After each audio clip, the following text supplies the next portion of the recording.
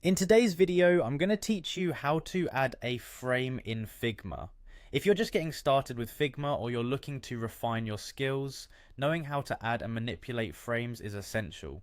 Frames are not only the foundation of your design layout, but they also help in organizing your work effectively.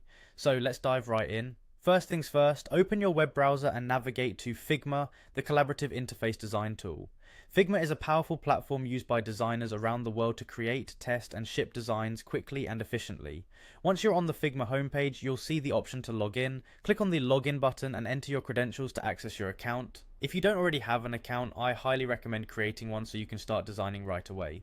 Once logged in, you'll land on the Figma home screen. This is where all your recent work and shared projects are accessible. It's sort of like your dashboard that keeps track of everything you're working on so you can dive back into a project whenever you need to. From this home screen, find and select the Design button. It's usually located in the top left corner of the interface. Clicking on this will take you to the design interface where you can start or continue working on your projects.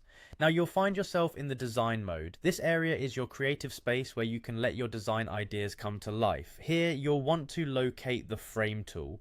You can usually find this in the top toolbar of the screen, represented by a rectangular icon. Alternatively, you can just press the F key on your keyboard as a shortcut, which is super handy when you're trying to work efficiently.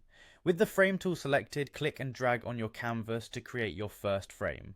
Frames are flexible and scalable, so don't worry too much about getting the size exactly right on your first try. Remember, you can always adjust the dimensions later by selecting the frame and tweaking the size from the Properties panel on the right side of your screen.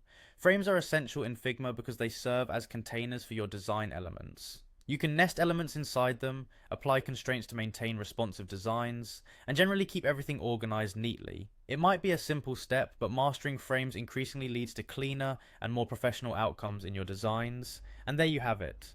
You've just learned how to add a frame in Figma. Practice this a few times and it will quickly become second nature.